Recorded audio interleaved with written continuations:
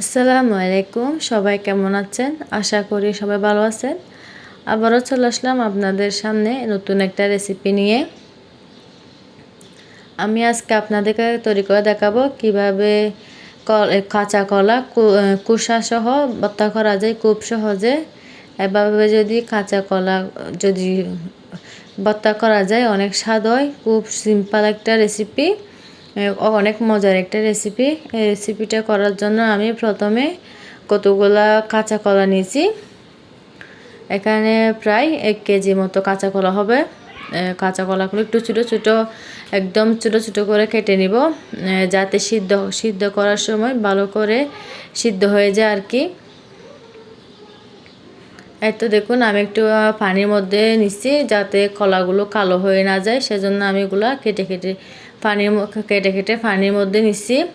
আমি সবগুলো কলা এখানে এভাবে ছোটো ছোটো করে কেটে নিব। ছোটো ছোটো করে কেটে নেওয়ার পর আমি এগুলো সুন্দর করে ভালো করে একদম একটা একটা করে দিয়ে ফেলবো। তারপর কতগুলো কাঁচামরিচ দিয়ে দিব পরিমাণ মতো, আপনারা যেরকম কাঁচামরিচ পছন্দ করেন। এরপর দেখুন, আমি এগুলো সিদ্ধ হয়ে গেছে আমি এগুলো একদম পানি শুকাই যায় মতো করে সিদ্ধ করে নিছি, যাতে পানিটা ফেলে দিতে না হয় আর কি। এটা কাঁচা কলা অনেক ভিটামিন জাতীয় খাবার, একটা অনেক অনেক অনেক ভালো এটা সবজি। এরপর আমি দেখুন একটা ব্লেন্ডারের মধ্যে এগুলা ভালো করে ব্লেন্ড করে নিব। সেজন্য আমি একটু হাত দিয়ে একটু ছোটো ছোটো করে নিচ্ছি আর একটু ভেঙে দিচ্ছি আর কি। ব্লেন্ডারে ব্লেন্ড করা সহজ হবে আরও, সেজন্য। এত দেখুন, এখানে যদি আপনাদের ব্লেন্ডার করার সময় যদি কোনো রকম যদি ঘাটো মতো লাগে, একটু আপনারা চাইলে সরিষার তেল দিতে পারেন। আমার কলাগুলো একদম পারফেক্ট হয়েছে, দেখুন কি সুন্দর হয়েছে। দেখুন, এই তো দেখুন, একদম একদম মিক্স হয়ে গেছে, একদম ব্লেন্ড হয়ে গেছে আর কি। এখন আমি মূল ভর্তাটা করার জন্য চলে যাব। এখানে ভর্তাটা করার জন্য আমি এখানে পরিমাণ মতো তেল দিয়ে দিছি। তেলটা গরম হয়ে গেলে আমি এখানে প্রায় 4-5টা মতো রসুন কুচি করে নিছি। রসুন কুচি করার পর আমি এখানে পেঁয়াজ দিছি, 4টার মতো পেঁয়াজ দিছি। এখানে ছোটো ছোটো পেঁয়াজ আর কি, ছোটো ছোটো করে একদম কুচি কুচি করে কেটে নিয়েছি পেঁয়াজগুলো।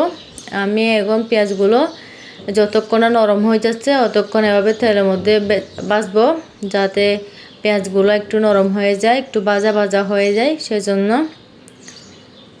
এতে দেখুন, আমার পেঁয়াজগুলো অনেকটাই আমি চুলার জাল একদম বড় করে দিছি। পেঁয়াজগুলো একদম নেড়ে নেড়ে থাকতে হবে, না হলে পুড়ে যাবে। এরপর আমি এখানে পাঁচফোড়ন দিয়ে দিলাম।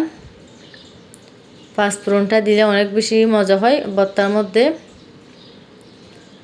এরপর আমি এখানে বড় বড় থেকে শুকনো মরিচ দিয়েছি, গোটা শুকনো মরিচ দিয়ে দিছি। ভর্তার মধ্যে জালটা একটু অনেক বেশি পছন্দ করা যায়, জালটা খাওয়া যায়। আমি সিদ্ধ করার সময় কলার মধ্যে কোনো লবণ ইউজ করি নাই, সেজন্য আমি এখানে পরিমাণ মতো লবণ দিয়ে দিছি। এরপর এখানে হলুদ গুঁড়ো আর ধনিয়া গুঁড়ো দিয়ে দিছি পরিমাণ মতো আর কি। আমি এরপর কলা যেগুলো ব্লেন্ড করে রাখছি, ওগুলা দিয়ে দিব, কাঁচা কলা ব্লেন্ড করে রাখছি ওগুলা। এত দেখুন, এখন আমার ভর্তার মূল প্রসেসটা হচ্ছে এটা। এখন দেওয়ার পর ভালো করে নাড়িয়ে নিয়ে থাকতে হবে, একদম এগুলো মিক্স করে ফেলতে হবে কলার সাথে, যাতে একদম মিক্স হয়ে যায় আর কি। এত দেখুন, নেড়ে নেড়ে এগুলো মিক্স করে নিতে হবে, যাতে কলার সাথে পেঁয়াজ যেটা আছে ওটা একদম মিক্স হয়ে যায়। এই তো আমার প্রায় অনেকটা হয়ে গেছে দেখুন হয়ে গেছে এগুলো। এখন লবণ দেখছি। এরপর এখানে আমি ধনিয়া পাতা অনেকটাই পরিমাণ দিছি। ভর্তার মধ্যে ধনিয়া পাতাটা একটু বেশি সুন্দর লাগে আর মজাও হয়, সেজন্য আমি এখানে ধনিয়া পাতাটা বেশি করে দিছি। এই তো আমার ভর্তাটা শেষ, দেখুন কি সুন্দর হয়েছে। এখন গরম গরম ভাতের সাথে এটা সার্ভ করলে, এটা গরম গরম ভাতের সাথে খাওয়া গেলে অনেক বেশি মজা হয়। দেখুন কি সুন্দর হয়েছে আমার ভর্তাটা, অনেক বেশি লোভনীয়। এভাবে যদি কাঁচা কলার ভর্তা করেন, ছোটো থেকে বড়রা সবাই বেশি পছন্দ করবে।